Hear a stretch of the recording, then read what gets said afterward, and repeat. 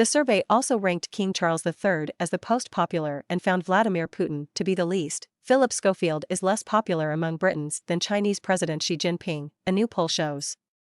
The survey of 2,074 British adults invited people to say whether they had a positive or negative opinion of a range of figures. For Mr. Schofield, 49% of those surveyed said they held a negative opinion, while the figure for Xi was 44%, according to the poll by JL Partners.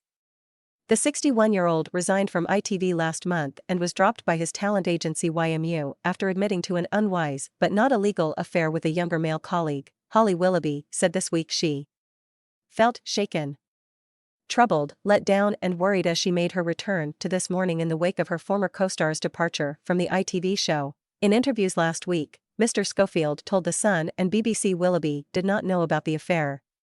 Former This Morning presenter Eamon Holmes and the show's former resident Dr. Ranj Singh have both separately made allegations about the culture behind the scenes at the program in the wake of Phil's departure. ITV boss Dame Carolyn McCall is due to appear at a parliamentary committee on Wednesday to answer questions about the broadcaster's approach to safeguarding and complaint handling following Mr. Schofield's exit. Overall, only 1 in 10 people, 10%, of those surveyed in J.L. Partners poll have a positive view of Mr. Schofield, which is the same number as for former U.S. President Donald Trump. Willoughby fares better, although overall she is an unpopular figure with the British public.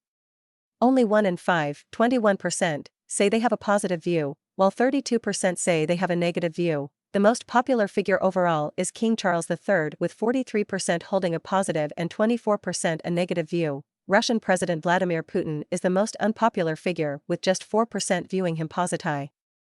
Writing in the Sunday Times, Mr. Clarkson said he does not know Mr. Schofield and has no skin in the fight, but was commenting on the outrage which followed the saga. He wrote, he maintains that his lover was over the age of consent when their relationship became physical, but that hasn't silenced the howls of disgust. He added, I've never seen a witch hunt like it, and what baffles me most of all is that, as things stand, no crime has been committed. I don't know him at all well and have no skin in the game, but it seems to me he is only guilty of being what he said he was, gay. LGBT rights campaigner Peter Tatchell said the outrage against Mr. Schofield has more than a whiff of homophobia to it. The former Labour politician said the pair's relationship had been cast as sordid and abusive, while other high-profile heterosexual relationships with significant age differences had not been met with such outrage. Mr. Schofield told The Sun he and his former lover had met when the man was 15 and he was maybe in his mid-50s, but added the affair began after the man started working at ITV and had been consensual. ITV has instructed Jane Mulcahy KC, of Blackstone Chambers, to carry out an external review to establish the facts.